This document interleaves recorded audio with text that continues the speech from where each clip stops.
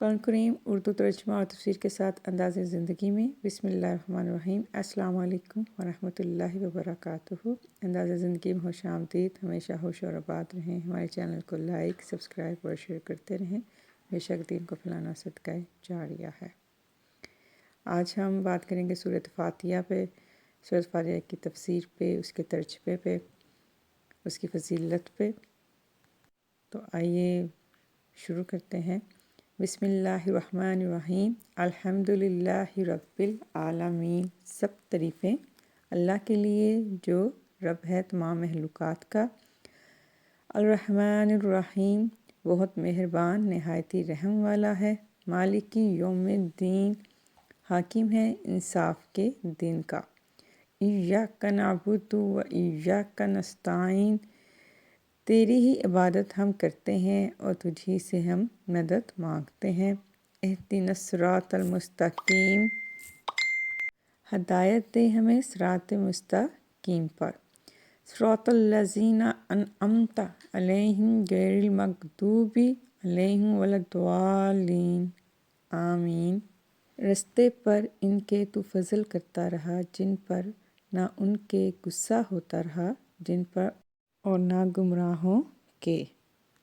اب ہے سورۃ فاتحہ کی فضیلت۔ سورۃ فاتحہ کی فضیلت کیا ہے؟ سورۃ فاتحہ کے اندر اللہ تعالیٰ نے اعلان کیا ہے۔ امام ظاہری بیان کرتے ہیں کہ سورۃ فاتحہ کے اندر دیکھیں، یہ پڑھنے کے اندر چھوٹی سی سورت ہے ہمیں دیکھنے کے لحاظ سے، لیکن امام ظاہری فرماتے ہیں کہ اللہ رب العزت نے 10,000 مسائل بیان کیے ہیں۔ سورۃ فاتحہ سے 10,000 مسئلے نکلتے ہیں۔ اگر ہم اس کو کما حقہ پڑھیں اور کما حقہ پڑھ کر سمجھیں، پھر اس کی تفسیر کریں، پھر اس کی گہرائی کے اندر جائیں تو کہتے ہیں کتنے مسئلے اللہ نے اس کے اندر بیان کیے ہیں، کیونکہ اس کے اندر نماز بھی ہے، اللہ کی حمد بھی ہے، اللہ کی ثنا بھی ہے، عہد و وفا بھی ہے، صحت آخرت بھی ہے، اس میں صراط المستقیم کی طلب بھی ہے، گمراہ فرقوں کی نشاندہی بھی اللہ تعالیٰ نے اسی صورت میں ہمیں عطا فرمائی ہے۔ اس میں نماز ہے، اسلام ہے، تمام قرآن کی روح ہے۔ صحت نماز کی اصل بنیاد اسی کے اندر ہے، یعنی کہ اللہ تعالیٰ نے سورۃ فاتحہ کے اندر اتنا کچھ بیان کیا ہے کہ ہمارے تصور سے بھی زیادہ اس چھوٹی سی صورت میں اللہ تعالیٰ نے اتنا مفاد رکھا ہے کہ اس سورۃ فاتحہ کے معنی ہے گھوڑنا، یعنی کہ کسی چیز کی ابتدا کرنا، کسی چیز کا شروع کرنا۔ جب بھی ہم نماز پڑھتے ہیں تو سورۃ فاتحہ سے پڑھتے ہیں، جب بھی ہم قرآن پاک پڑھتے ہیں تو سورۃ فاتحہ سے ہی شروع کرتے ہیں، یعنی کہ سورۃ فاتحہ سے ہی ہم نے قرآن پاک کی ابتدا کرنی ہے، شروع کرنا ہے۔ یعنی کہ سورۃ فاتحہ سے الحمدللہ رب العالمین پڑھتے ہیں۔ جس وقت ہم الحمدللہ رب العالمین کہتے ہیں، یہ اللہ تعالیٰ کی حمد ہے، حمد کی تعریف کرتے ہیں، اللہ تعالیٰ کی حمد و ثنا کرتے ہیں۔ اور فاتحہ کا معنی ہے گھوڑنا، یعنی کہ ہم اللہ کے نام کی حمد و ثنا کی۔ اس کے بعد سورۃ فاتحہ کا سورۃ فاتحہ ہی نام نہیں، اس کے بہت زیادہ نام ہیں۔ اس کو کتاب بھی کہا گیا ہے، قرآن پاک کی کتاب کی جڑ بھی کہا گیا ہے، القرآن بھی کہا گیا ہے، یعنی کہ کتاب کی ماں کہا گیا ہے۔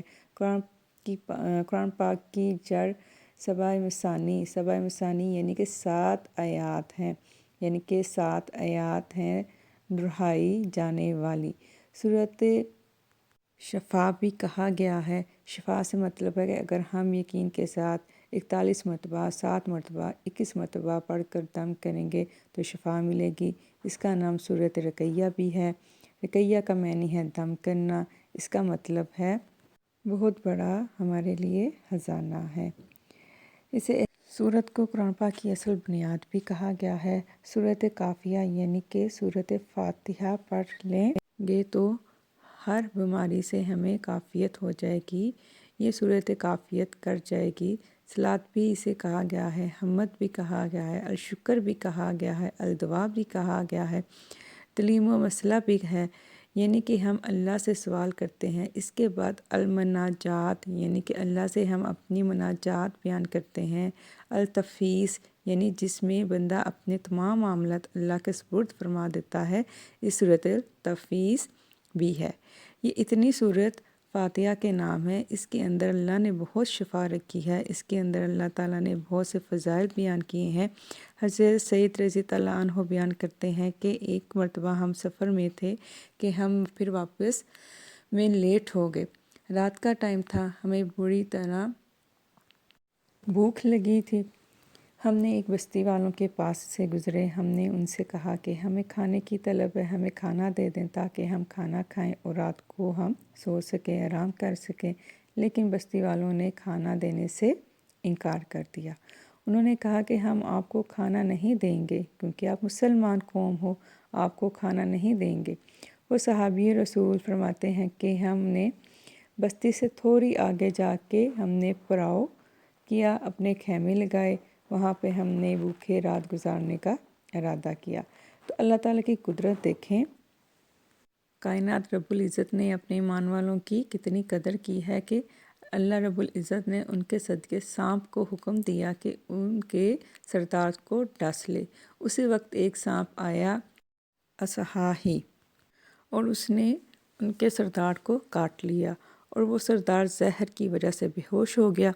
اب جب وہ بے ہوش ہو گیا تو وہ بہت زیادہ انہوں نے منتر والے، بہت زیادہ دم کرنے والے، جھاڑ پھوڑ کرنے والے سب کو بلایا، لیکن کسی سے بھی اس کو شفا نہیں ہوئی۔ حالانکہ پہلے بستی والوں کے اندر وہی لوگ تھے جو کہ اس چیز کا دم کیا کرتے تھے، لیکن پھر بھی اس کو اس سے شفا نہیں ہوئی۔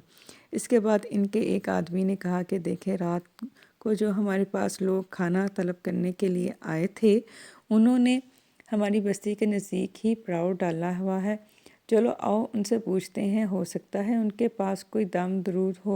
ان کا ایک آدمی آیا، انہیں ان سے پوچھا۔ حضرت سید فرماتے ہیں کہ میں مکمل طور پر علم نہیں تھا کہ اس سے دم کیا جاتا ہے، لیکن میں نے اللہ کے نبی سے اس کا نام سنا تھا۔ اس کو سورۃ رقیہ بھی کہتے ہیں، سورۃ شفا بھی کہتے ہیں۔ وہ آ کے کہتے ہیں کہ آپ کو کوئی دم آتا ہے، سردار کو سانپ نے ڈس لیا ہے۔ تو وہ صحابی رسول صلی اللہ علیہ وآلہ وسلم فرماتے ہیں کہ میں نے کہا ہاں مجھے دم آتا ہے۔ تو کہتے ہیں کہ میرے دوسرے ساتھی پوچھتے ہیں کہ آپ دم کس کے ساتھ کرو گے؟ تو کہتے ہیں کہ میں سورۃ فاتحہ کے ساتھ جا کے دم کروں گا۔ اب وہ وہاں جاتے ہیں اور سورۃ فاتحہ کو 41 دفعہ پڑھ کر اپنا لباب، اپنا تھوک منہ میں اکٹھا کرتے ہیں اور انگلی کے ساتھ وہ تھوک اکٹھا کر کر سردار کے ڈسے ہوئے جگہ پر لگاتے ہیں۔ تو سردار اسی وقت ٹھیک ہو جاتا ہے، اسے کسی قسم کا درد نہیں ہوتا، کسی قسم کے درد کا احساس نہیں ہوتا۔ تو حضرت سعید فرماتے ہیں انہوں نے پہلے ان سے شرط رکھی ہوتی ہے کہ میں تب دم کروں گا جب آپ مجھے جو ہے اس کے بدلے میں 40 بکریاں دیں گے، کیونکہ آپ نے میری مہمان نوازی نہیں کی، آپ نے ہماری مہمان نوازی نہیں کی، تو میں شرط میری یہ ہوگی کہ جب میں دم کروں گا تو آپ اس کے بدلے میں مجھے 40 بکریاں دیں گے۔ اب جب وہ صحیح ہو جاتے ہیں تو جب وہ ہوش میں آتے ہیں تو انہیں بتاتے ہیں کہ اس طرح انہوں نے کہا تھا کہ جب آپ ٹھیک ہو جاؤ گے تو اس کے بدلے میں مجھے 40 بکریاں دینی ہوں گی۔ اب جو سردار ہے وہ کہتا ہے کہ چلیں آپ انہیں 40 بکریاں دے دو۔ اب وہ 40 بکریاں لے کے جب خیمے میں آتے ہیں تو جو وہاں پہ صحابی ہوتے ہیں وہ حیران ہو جاتے ہیں کہ انہوں نے تو ہمیں ایک تھوڑا سا کھانا کھانے کو نہیں دیا تھا، تو اتنی زیادہ بکریاں انہوں نے کیسے دے دی؟ تو وہ کہتے ہیں کہ میں نے ان کے ساتھ شرط رکھی تھی کہ جب آپ ٹھیک ہو جاؤ گے تو اس کے بدلے میں آپ مجھے بکریاں دو گے، کیونکہ آپ نے ہماری مہمان نوازی نہیں کی تھی۔ اب ان کا جو ہے وہ ایمان دیکھیں، ان کی پرہیزگاری دیکھیں صحابہ کرام کی۔ اب وہ کہتے ہیں چلو بکریوں کو ذبح کرتے ہیں اور کھاتے ہیں۔ اب تو کیا ہوتا ہے، اختلافات پیدا ہو جاتے ہیں۔ کچھ لوگ کہتے ہیں کہ نہیں یہ ہماری مزدوری ہے، ہمیں ان سے کھا لینا چاہیے، لیکن کچھ کہتے ہیں ہمیں اس وقت تک اس کو استعمال نہیں کریں گے جب تک پیارے نبی حضرت محمد صلی اللہ علیہ وآلہ وسلم سے اس کی اجازت نہیں لے لیتے۔ اب تمام لوگ اکٹھے ہو کے اللہ کے نبی کے پاس گئے اور وہ بکریاں بھی ساتھ لے گئے اور جا کے حضرت محمد صلی اللہ علیہ وسلم سے فرماتے ہیں کہ اس طرح بستی والوں کے پاس آئے اور انہوں نے ہماری مہمان نوازی نہیں کی، تو اللہ کی قدرت دیکھیں کہ ایک سانپ نے انہیں ڈس لیا، تو ہم نے ان کے ساتھ شرط رکھی کہ تب دم کریں گے جب تک آپ ہمیں 40 بکریاں نہیں دے دیتے۔ اللہ کے بہت زیادہ مسکرائے، ان کے مسکرانے کا کیا سین ہوگا، کیا منظر ہوگا، کیا نظارہ ہوگا۔ تو اللہ کے نبی فرماتے ہیں سعید تمہیں کس طرح پتہ تھا کہ اس سے دم کیا جاتا ہے؟ حضرت سعید فرماتے ہیں اللہ کے نبی جی آپ نے خود ہی فرمایا تھا کہ یہ شفا بھی ہے، یہ رقیہ بھی ہے، میں نے اس لیے دم کیا کہ اللہ کے نبی بہت زیادہ مسکرائے اور فرمایا جاؤ خود بھی اس بکریوں کو کھاؤ اور میرے لیے بھی اس میں سے حصہ رکھو۔ معلوم ہوا کہ اگر ہم کسی مدارس میں یا مسجدوں میں یا گھروں میں قرآن پاک پڑھتے ہیں تو اگر اس کے اوپر اجرت لی جائے تو اس سے کوئی گناہ نہیں، کسی قسم کا کوئی گناہ نہیں، یہ بہترین اجرت ہے۔ اس طرح پھر ہم قرآن پاک کے ساتھ شفا حاصل کرتے ہیں اس صورت کے ساتھ۔ تو اللہ تعالیٰ ہمیں اس صورت پر عمل کرنے کی، اسے پڑھنے کی توفیق دے اور ہمیں بھی اللہ تعالیٰ تمام بیماریوں سے بچائے اور اللہ تعالیٰ اپنے حفظ ایمان میں رکھے۔ آمین یا رب العالمین۔ السلام علیکم ورحمۃ اللہ وبرکاتہ۔